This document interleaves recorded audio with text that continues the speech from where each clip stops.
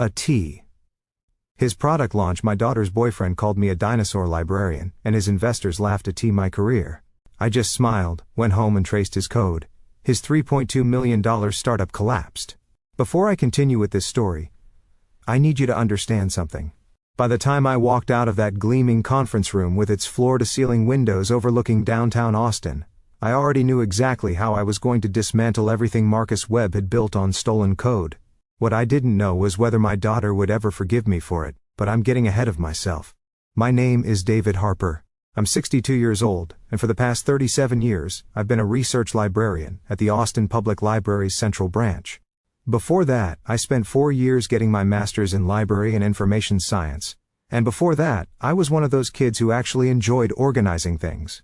My childhood bedroom had a card catalog system for my comic books. Yes, I was that kind of kid. People hear librarian and they picture someone shushing teenagers and stamping due dates on paperbacks. That's fine.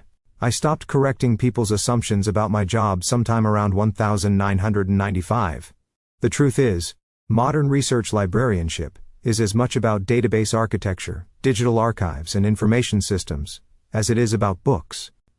I've spent the last 2 decades helping researchers, graduate students, and yes, even tech entrepreneurs navigate complex information networks, trace citation trails and verify sources. I've taught myself Python, SQL, and enough JavaScript to be dangerous.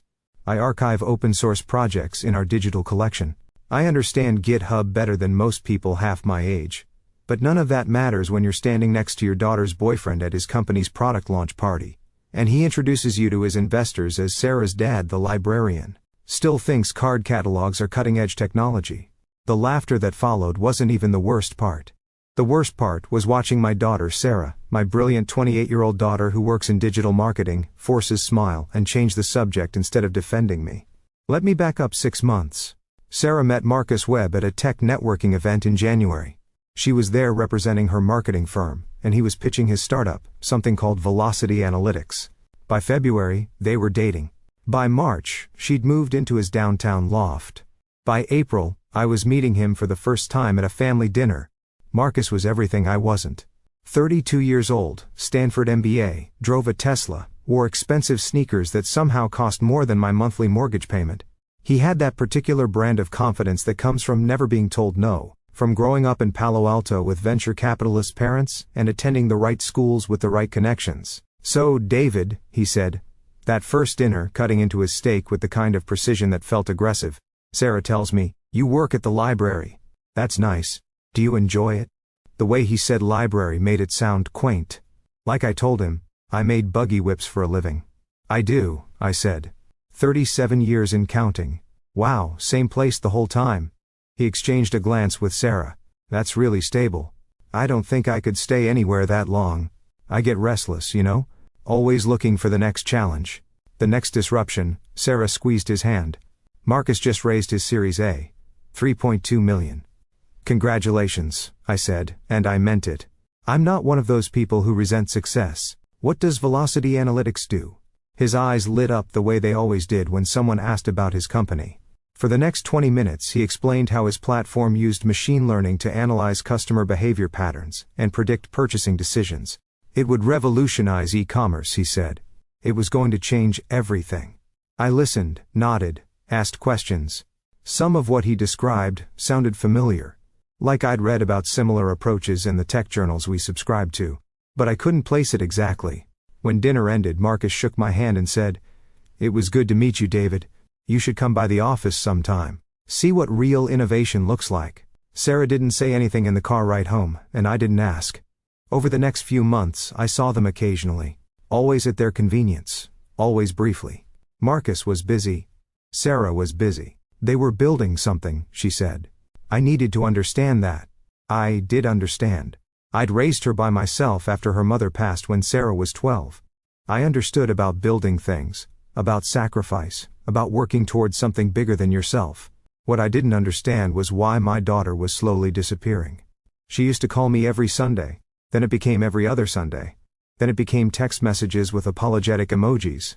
When we did talk, Marcus was always there in the background, or she was distracted, or she had to go because they had dinner plans with investors. "You don't like him," she said to me once. In late July, when I'd expressed concern that I hadn't seen her in 3 weeks, I didn't say that. "You don't have to say it, Dad. I can tell. I just miss you, sweetheart. That's all. Marcus says you're threatened by successful people. He says it's a generational thing." I let that one go. Picking that fight wouldn't bring her back. Then came the invitation. Velocity Analytics product launch celebration. Read the sleek black card that arrived in my mailbox in mid-September. "Join us for an evening of innovation as we unveil the future of e-commerce analytics." Sarah called the day after I received it. "You're coming, right? It's really important to Marcus that you're there. He wants to show you what he's built." Something in her voice made me say yes, even though I knew it was a mistake. The launch event was held at one of those modern event spaces in downtown Austin. All exposed brick and Edison bulbs, and craft cocktails with names like The Disruptor and Pivot Point. I wore the only suit I owned, the one I'd bought for Sarah's college graduation. I felt immediately out of place among the skinny jeans and designer blazers. Sarah found me near the entrance. She looked beautiful in a black dress I'd never seen before. Her hair styled in a way that made her look older, more polished. Less like my daughter. "Dad, you made it." She kissed my cheek, but her attention was already elsewhere, scanning the room. "Marcus is doing the presentation in 20 minutes. There are some investors I need to talk to first, but afterward we'll catch up." "Okay." She disappeared into the crowd before I could respond. I found a spot near the back, nursing a beer and watching the tech crowd network. They all seemed to know each other, throwing around terms like growth hacking and user acquisition and burn rate. I felt like an anthropologist studying a foreign culture. Then Marcus took the stage. He was good at this. I'll give him that. He commanded the room with easy charisma, making jokes that landed, building anticipation. His presentation was slick, professionally designed, full of graphs and projections and testimonials from beta users. Velocity Analytics, he announced, represents a fundamental breakthrough in predictive consumer modeling. Our proprietary algorithm analyzes 17,000 unique data points per user, creating behavioral fingerprints that can predict purchasing decisions with 93% accuracy. The room applauded. I watched Sarah near the front, beaming with pride. Marcus continued, clicking through slides that showed the platform's dashboard, its features, its integrations. Something about it nagged at me, a feeling I couldn't quite name, like déjà vu, but more specific. "We built this from the ground up," Marcus said, his voice rising with conviction. "Every line of code written by our core team, every algorithm optimized for performance. This isn't standing on the shoulders of giants. This is innovation from first principles." That's when I placed it 6 months ago, maybe 7.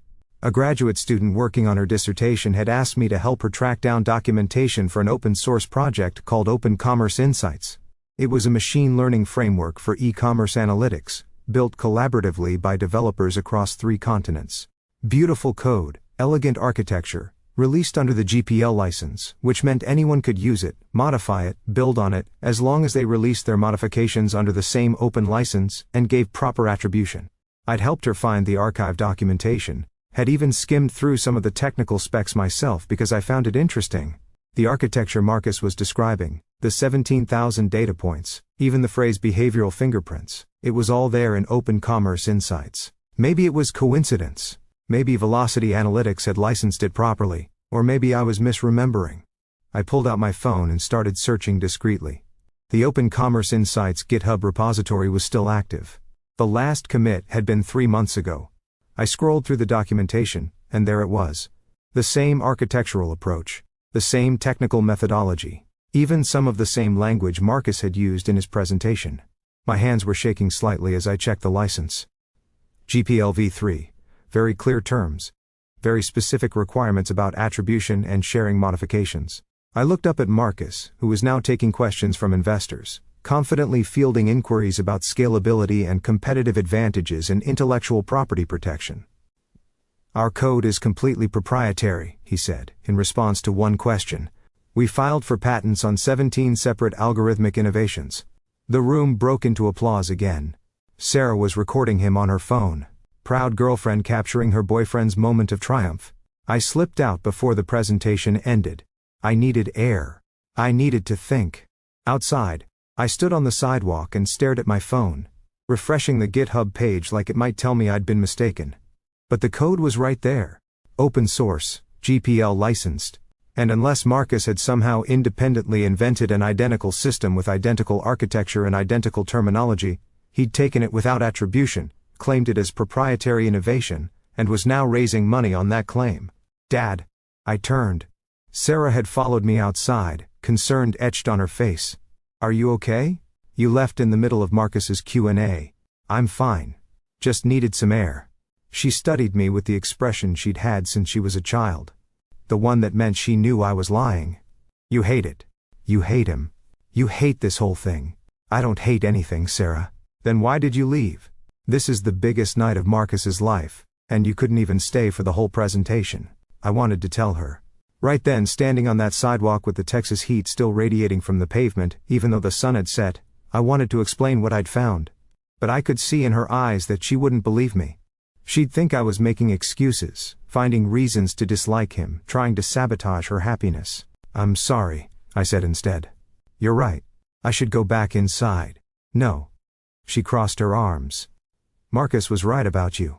You can't handle that someone from my generation is actually succeeding. You spent 37 years in the same building, stamping books and alphabetizing shelves, and you can't stand that Marcus built something real in less time than you've been at the same desk. Each word landed like a physical blow. That's not fair, Sarah. Isn't it? Marcus has $3.2 million in funding. He's creating jobs. He's innovating. What have you ever built, Dad? I could have said a lot of things. I could have told her about the digital archive system I designed that was now used by 17 libraries across Texas. I could have told her about the grant proposal I'd written, that brought internet access to underserved communities. I could have told her about the countless students and researchers and entrepreneurs I'd helped over 3 decades. Instead, I said, you should get back inside. Marcus will be wondering where you are. She looked at me for a long moment, and I saw something in her face that hurt more than her words. Disappointment. Yeah, she said finally. I should. She went back inside. I went to my car, but I didn't go home. I drove to the library. I had keys, obviously. The building was empty this time of night. Just the security lights and the familiar smell of paper and possibility. I went to my office, powered up my computer, and started digging. Research is what I do. It's what I've always done. And when you know where to look, when you understand how information is connected and referenced and built upon itself, you can trace almost anything back to its source. I started with the Open Commerce Insights repository. I cloned it locally and began examining the code structure. Then I found Velocity Analytics' website, and started analyzing every technical detail Marcus had made. Public blog posts, documentation, that demo video on their landing page. By 2 a.m, I had 43 separate instances where Velocity Analytics implementation matched Open Commerce Insights exactly. Not similar, identical variable names, comment structures, even the spacing and indentation patterns. Marcus hadn't just been inspired by Open Commerce Insights. He'd taken it, stripped out the attribution, rebranded it, and claimed it as his own proprietary innovation. I should have been triumphant. I should have felt vindicated. Instead, I felt sick. Because I knew what I had to do, and I knew what it would cost me. I spent the next 3 days verifying everything. I'm methodical like that, trained to check sources and cross-reference claims. I reached out to one of the core Open Commerce Insights developers, a woman named Patricia Chen, who taught at Carnegie Mellon. I explained what I'd found, sent her the evidence. Her response came back within an hour. This is a blatant GPL violation. We need to take action. She put me in touch with 2 other developers and a lawyer who specialized in open source licensing. They were grateful, angry, determined. They'd spent 3 years building Open Commerce Insights as a gift to the community, and someone had taken it, monetized it, and was now raising millions on the theft. We'll send a cease and desist first, the lawyer explained on our conference call. Give him a chance to make it right. If he refuses, we file suit and contact his investors. How long? I asked. For what? How long until his investors know? If he doesn't comply with the cease and desist, 3, maybe 4 days. News travels fast in the tech world, especially news about IP theft. I hung up and stared at my phone. I had a choice here. I could still walk away, pretend I'd never noticed the similarities. Let Marcus build his company on stolen code. It would collapse eventually. These things always do, but maybe not for years. Maybe long enough for Sarah to realize who he really was on her own terms. Or I could do what I knew was right and lose my daughter in the process. The choice should have been easy, But it wasn't. That night, Sarah called. First time in 2 weeks, she'd initiated contact. "Dad, I want to apologize. I was really harsh the other night. Marcus said I should call you." "Marcus said that?" "Yeah. He feels bad about how things went. He wants to make it right. We want you to come to dinner this weekend. His parents are flying in from Palo Alto, and he wants you to meet them. Like, officially. As family." My throat tightened. "Sarah, I need to tell you something. Can it wait? I'm actually at the office helping Marcus with investor follow-ups. It's been crazy since the launch. 3 more VCs want to meet with us next week. It's important." "Is it about Marcus? Because Dad, I really need you to try with him. I know he's different from what you're used to, but he's brilliant and ambitious, and he makes me happy. Can't that be enough?" I wanted to tell her everything right then, but I could hear the hope in her voice. The plea for me to just accept this, to be happy for her. And I thought about how hurt she would be when this all came out, how betrayed she'd feel, how she might blame me for not warning her sooner. "Dinner sounds good," I heard myself say. "Text me the details." I hung up and immediately called Patricia Chen back. "We need to move faster," I told her. Before the weekend, the cease and desist letter was sent to Marcus Webb in Velocity Analytics on Thursday morning. By Thursday afternoon, Sarah's phone had been ringing off the hook. By Friday, tech blogs were running the story. By Saturday, 3 of Marcus's investors had pulled their funding commitments.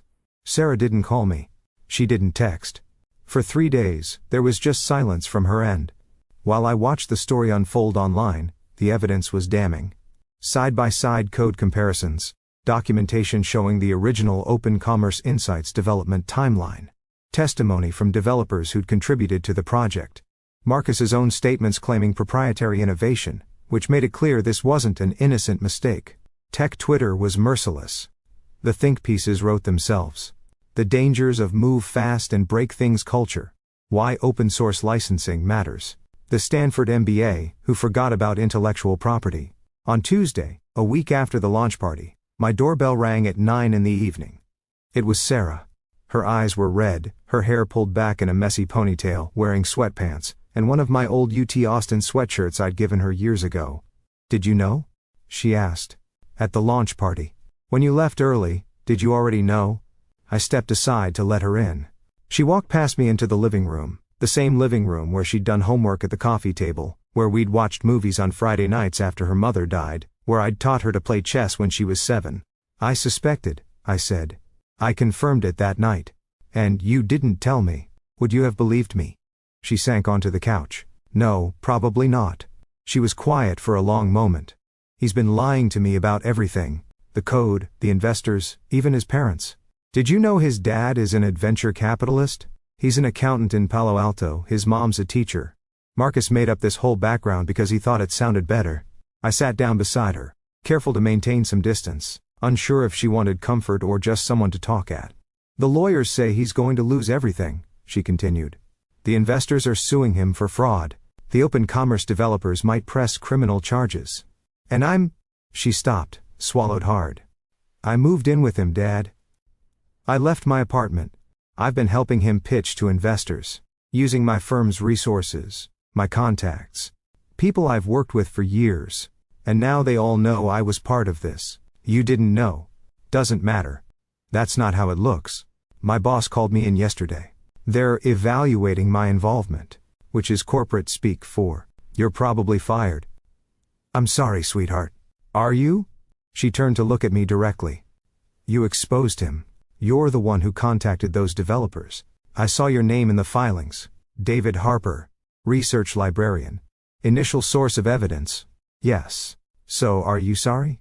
Or are you glad you were right about him?" It was a fair question. An important question. "I'm not glad," I said carefully. "I'm not glad you're hurting. I'm not glad your career is affected. I'm not glad Marcus turned out to be someone who would lie to you. But I'm not sorry I did what I did. It was the right thing to do. The right thing." She laughed. "But there was no humor in it. He stole some code. That's what this is all about. Some code that was free anyway, that anyone could use. Not like that.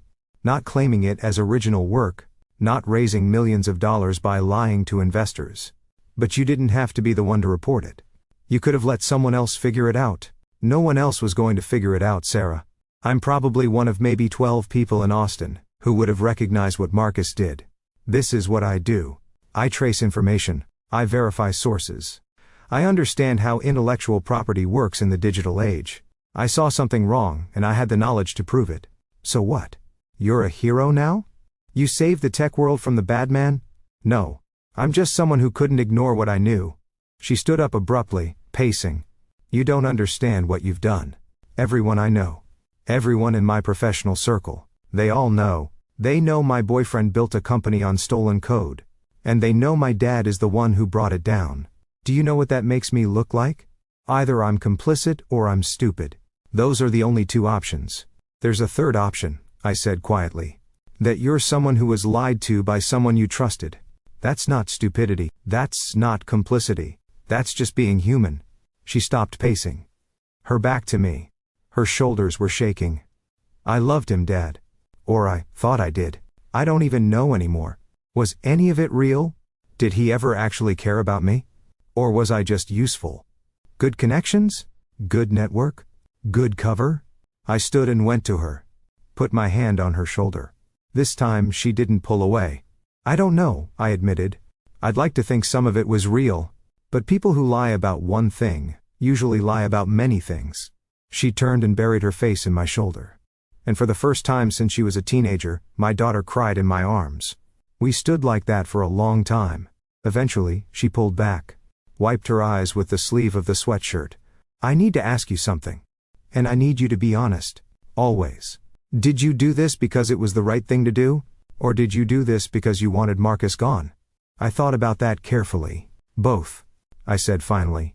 I wanted him gone because I saw how he talked down to you.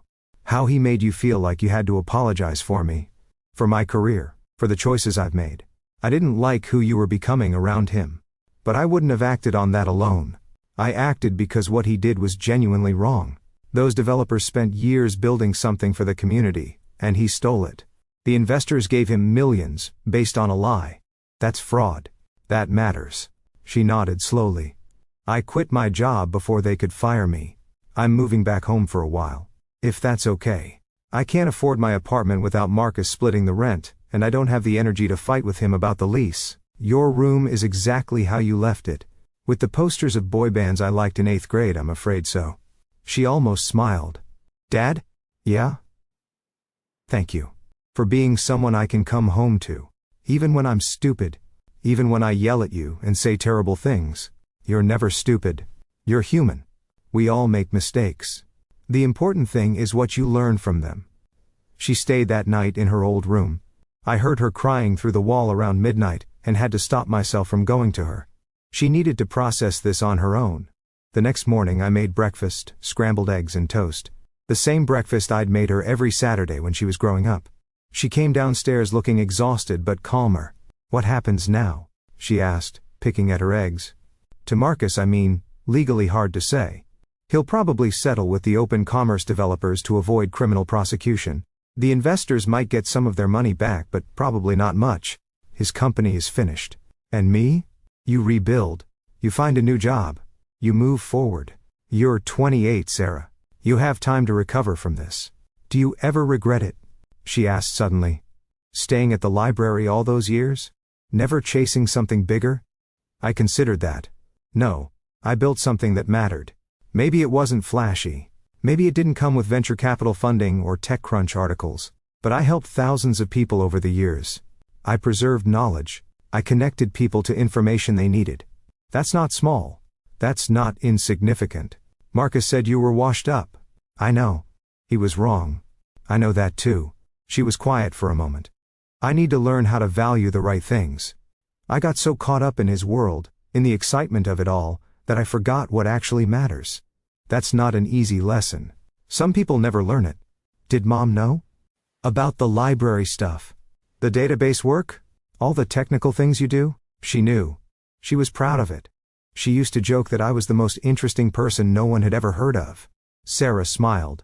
The first genuine smile I'd seen from her in months. I like that.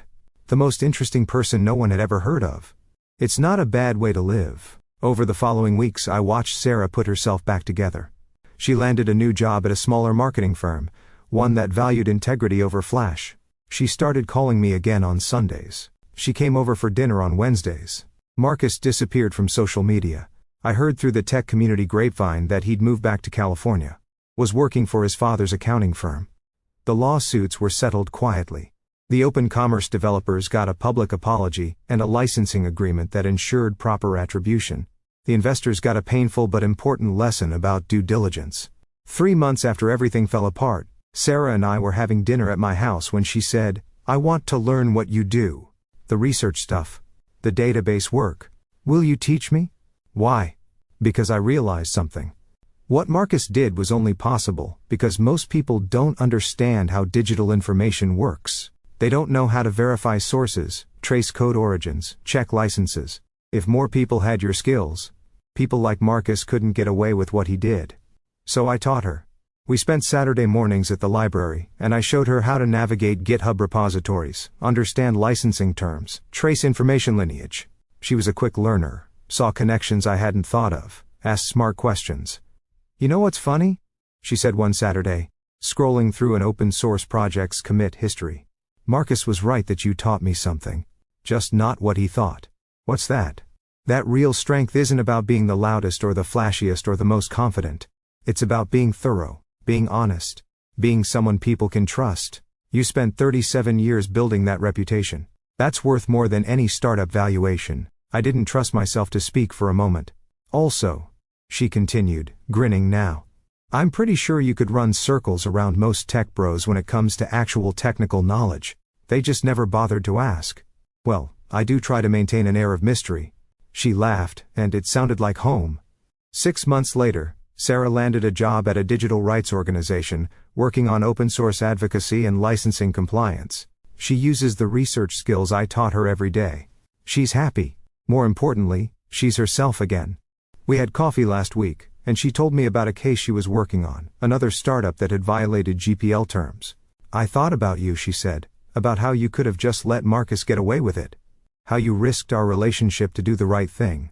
I don't know if I told you this, but that takes courage." "I'm not sure I have." "You have it," I told her. "You proved that by walking away, by rebuilding, by choosing work that matters over work that pays. I learned from the best." As I sit here now, in my office at the library, surrounded by 37 years of accumulated knowledge and connections, I think about what Marcus said at that dinner all those months ago, about being restless, about always looking for the next challenge, the next disruption. He was right that I stayed in one place. But he was wrong about what that meant. I didn't stay because I lacked ambition. I stayed because I was building something that mattered. Every database I organized, every researcher I helped, every student I taught to verify sources and trace information, that was all part of something larger than myself. A foundation, a legacy. Marcus built his company in 18 months, and it collapsed in 2 weeks. I built my career over nearly 4 decades, and it's still standing. Still helping people, still making a difference. And my daughter, the most important thing I ever built, she's standing too. That's what Marcus will never understand. Real strength isn't measured in how fast you rise. It's measured in what remains when the lights go out and everyone stops watching. My name is David Harper. I'm a research librarian, and I wouldn't trade what I do for all the venture capital in Silicon Valley, because the strength of what you build depends on the integrity of your materials. And I've always used the best.